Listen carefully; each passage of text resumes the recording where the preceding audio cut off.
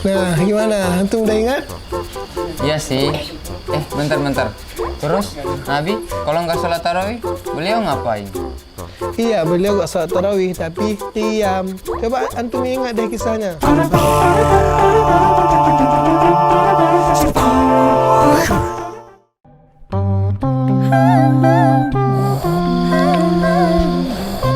Hakim, ngapain antum? Lagi baca buku nih. Masya Allah, Hakim, bentar lagi Ramadan datang nih. Orang-orang pada giat tarawih pastinya. Iya, kan sunnah. Siapa bilang sunnah? Salat tarawih itu bid'ah, bro. Serius? Iya. Antum sotoy. Ya kali dari anak kecil sampai sekarang yang dikerjain bid'ah. Ente kadang-kadang ente. Antum sih gak masuk kelas. Coba antum yang ingat deh. Setiap yang dilakukan Nabi sunnah. Kalau tidak dilakukan Nabi bid'ah. Berarti sholat tarawih ini termasuk bid'ah. Pertanyaannya, apakah sholat tarawih bid'ah? Tidak. Sholat tarawih itu bid'ah. Sholat tarawih itu bid'ah. Kalau tidak dilakukan oleh Nabi itu bid'ah, sholat tarawih adalah bid'ah. Ada satu dalil. Meskipun dalilnya tidak spesifik menyebutkan kalau Ramadan sholat tarawih. Nabi yang mengucapkan. Tapi ucapan Nabi itu tidak spesifik. Kalau malam Ramadan kalian harus tarawih. Kalian dianjurkan tarawih. Kalian gini. Enggak. Nabi mengucapkan atau bersabda, Innallaha farada siyama Ramadhana alaikum. Allah Subhanahu wa taala mewajibkan kepada kalian puasa Ramadan. Wasanan tulakum qiyamahu, dan aku mensunnahkan kepada kalian untuk melakukan qiyam Ramadan. Nah, qiyam Ramadan itu sangat banyak. Qiyam Ramadan itu bentuknya sangat banyak. Nah, ini hadisnya sangat umum, tidak spesifik menyebutkan wasanan tulakum sholatat tarawih, tidak, tapi qiyamahu. Satu hadis atau hadis yang pertama. Hadis yang kedua, karena Rasulullah sallallahu alaihi wasallam, Rasulullah sallallahu alaihi wasallam yuraghibu fi qiyami Ramadhan, memberikan targhib, memberikan motivasi kepada kita, mendorong kepada kita untuk mendirikan qiyam Ramadan min ghairi an ya'murahum fihi bi'azimah, tanpa memerintahkannya dengan kuat. Artinya adalah hukumnya tidak sampai pada wajib.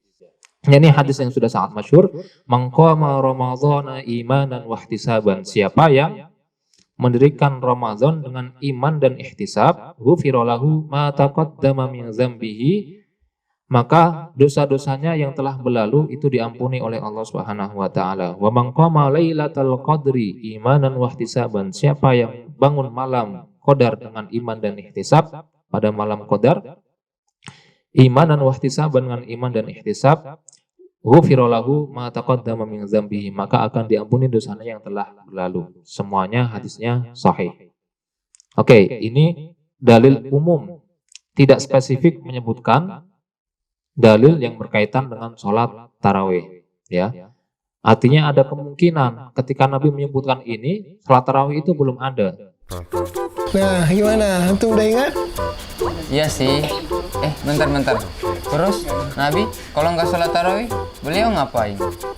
Iya, beliau gak salat tarawih, tapi qiyam. Coba antum ingat deh kisahnya.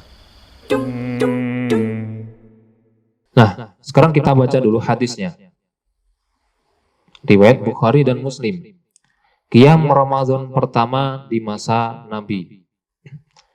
Shallan nabiyyu fil masjid. Nabi sallallahu alaihi wasallam salat di masjid zata lailatin, pada suatu malam. Fa shalla bi sholatihi nas. Maka karena Nabi salat pada saat itu, orang-orang mengikuti Nabi untuk salat juga. Summa shalla minal qabilah wa kasrun nas. Kemudian orang-orang salat, kemudian beliau salat pada malam selanjutnya, dan orang-orang yang mengikuti itu tambah banyak jumlahnya. Summa ijtama'u minal lailati tsaritsah awir rabi'ah falam yakhruj ilaihim Rasulullah sallallahu alaihi wasallam. Mereka kemudian berkumpul pada malam ketiga atau keempat, dan Rasulullah melihat kok semakin banyak orang yang mengikuti saya. Maka Nabi sengaja untuk tidak keluar pada malam hari itu untuk sholat bersama mereka. Falamma asbaha qala, dan di pagi hari Rasulullah sallallahu alaihi wasallam berkata, qad ra'aitul ladzi sana'tum falam yamna'ni minal khuruj ilaikum illa anni khasyitu an tuftaradha alaikum.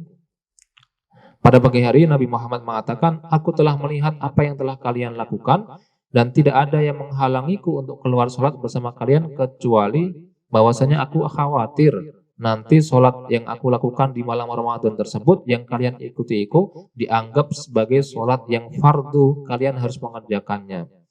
Rawi hadis mengatakan qala wa dzalika fi Ramadan. Kejadian ini terjadi pada bulan Ramadan di malam hari. Maka sudah umum kita ketahui Nabi itu di malam hari melakukan qiyam Ramadan selama cuma 3 hari gitu ya.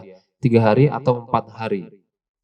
Dan itu bukan sholat tarawih, tapi qiyam Ramadan. Qiyam Ramadan, qiyamul lail gitu. Qiyamul lail fi Ramadan atau qiyam Ramadan. Bukan sholat tarawih. Maka kalau pengen sunnah dengan mengikuti sunnahnya Nabi, ketika Ramadan malam 3 hari keluar ke masjid. Setelah itu jangan ke masjid lagi. Nah, itu sesuai dengan sunnahnya Nabi. Dan jangan melakukan sholat tarawih. Karena sholat tarawih tidak dilakukan oleh Nabi Muhammad SAW. Yang dilakukan Nabi itu qiyam Ramadan. Nah, gimana? Nggak ada tarawih kan? Nabi SAW nggak tarawih. Iya ya. Terus. Berapa rakaat Nabi qiyam Ramadan? Ana mau ngamalin nih. Biasa prepare Ramadan. Berapa rakaat? Antum beneran mau ngamalin? Coba kita ingat ini deh. Ini ikhtilaf. Satu riwayat menjelaskan Nabi itu mengerjakan sebanyak 13 rakaat. 13 rakaat riwayat yang pertama. Karena Rasulullah yusolli bil laili 13 rakaatan. Nabi Muhammad mengerjakan sholat di malam hari itu sebanyak 13 rakaat. Summa yusolli idza sami'a nida' bis subhi raka'ataini khafifataini. Ketika sudah masuk azan subuh, Nabi mengerjakan 2 sholat sunnah subuh. Jadi sholatnya itu dikerjakan sampai azan subuh sebanyak 13 rakaat. Riwayat yang lain, Nabi itu mengerjakan qiyamul lail sebanyak 11 rakaat. Riwayatnya sama dari Aisyah. Nah, ini agak unik. Sama-sama dari Aisyah, tapi yang pertama menyebutkan berapa tadi? 13. Riwayat yang kedua, maka yazidu fi ramadhana wala ghairihi ala 11 raka'atan. Aisyah mengatakan Nabi itu kalau sholat di malam hari, baik itu di bulan Ramadan ataupun di luar bulan Ramadan, tidak melebihi dari 11 rakaat. Tapi sama-sama hadisnya sahih. Jadi Nabi kadang 13, kadang 11. Nah, yang riwayat yang lain lagi, Masruq nanya kepada Aisyah. Sa'atu Aisyah radhiyallahu anha. Masruq bertanya kepada Aisyah, an sholati Rasulillah sallallahu alaihi wasallam bil lail. Bertanya tentang sholat malamnya Nabi itu berapa rakaat? Terus Aisyah menjawab, sab'un. Ya kadang-kadang 7, wa tis'un, kadang-kadang 9, wa 11, kadang-kadang 11 rakaat, siwa rakaatai fajr, selain dari 2 rakaat subuh. Gitu. Jadi Nabi kadang mengerjakannya 7, kadang 9, kadang 11. Maka ini menjadi landasan antum, kalau antum malam-malam bangun mau sholat, bisa rakaatnya 7, 9, 11, 13, atau minimal berapa? Minimal 1 witir. Minimal 1. Kalau pengen bagus, 2 sholat sunnahnya kayak mulainya plus witirnya begitu ya. Pengen lebih bagus lagi, lebih banyak, lebih bagus. Baik, itu banyaknya rakaat yang dilakukan oleh Nabi. Sekarang kita bahas durasinya. Nabi itu kalau sholat malam, perhatikan. An Hudzaifah, dari Hudzaifah radhiyallahu anhu, Nabi sallallahu alaihi wasallam qara al-Baqarah wa ala Imran wa Nisa fi rak'atin. Dalam 1 rakaat yang dibaca oleh Nabi itu surat Al-Baqarah, Ali Imran dan surat An-Nisa. 1 rakaat. Nah, ini kira-kira singkatnya gitu. Di zaman Nabi intinya adalah sholat tarawih belum ada. Istilah sholat tarawih itu juga belum ada. Tapi ketika Nabi Muhammad di bulan Ramadan malam harinya mengerjakan sholat.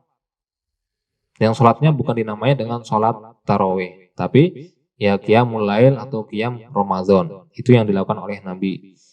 Maka kalau sesuai dengan sunnah Nabi, ya ikuti. Satu rakaatnya juga baca Al-Baqarah, Ali Imran, An-Nisa. Masya Allah ya. Syukron ya udah ingatin anak. Afwan ya akhi. Tapi ya, kan setelah masa Nabi, beliau wafat. Terus gimana? Nah ini deh Anda kasih tahu. Setelah Rasulullah SAW wafat, maka estafet kepemimpinan berganti kepada Khalifah Abu Bakar. Betul, dan tidak ada yang berubah tata caranya sama sekali. Dan mana ada yang namanya tarawih. Oh begitu. Tapi bentar, ada yang beda nih. Ini bedanya. Nabi meninggal dunia, lalu berganti kepemimpinan Islam itu di tangan Khalifah Abu Bakar As-Siddiq radhiyallahu anhu. Di masa Abu Bakar, tradisi sholat yang dikerjakan pada malam Ramadan belum berubah, masih sama, ya kayak gitu-gitu aja.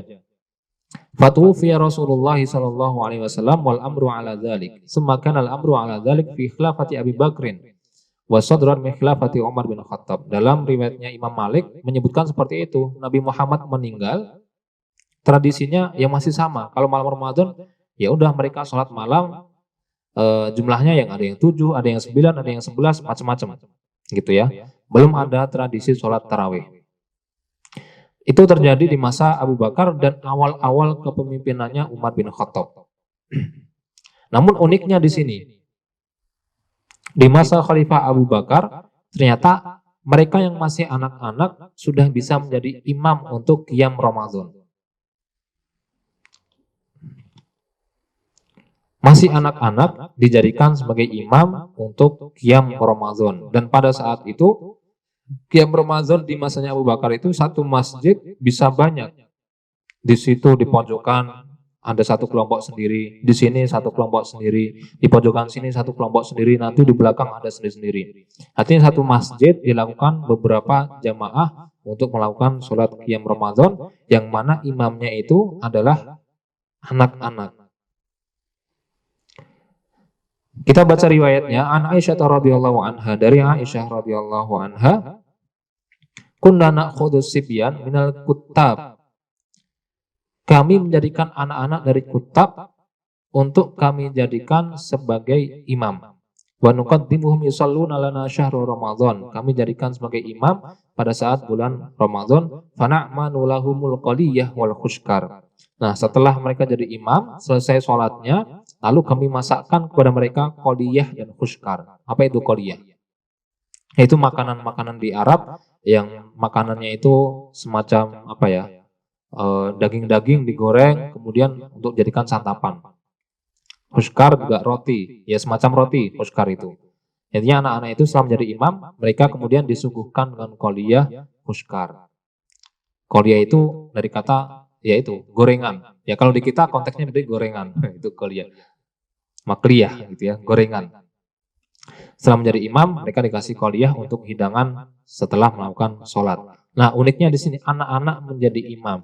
Tapi anak-anak di zaman pada saat itu, karena mereka sekolahnya di kutab, maka mereka itu sudah fasih, sudah hafal Al-Quran. Anak-anak itu, karena sudah hafal Al-Quran, maka dijadikan imam. Karena syarat menjadi imam apa? Aqra'uhum gitu kan, aqra'uhum. Dan anak-anak pada saat itu sudah banyak yang hafal Al-Quran, sudah banyak yang fasih juga dalam melakukan Al-Quran. Maka mereka sudah sah untuk menjadi seorang imam.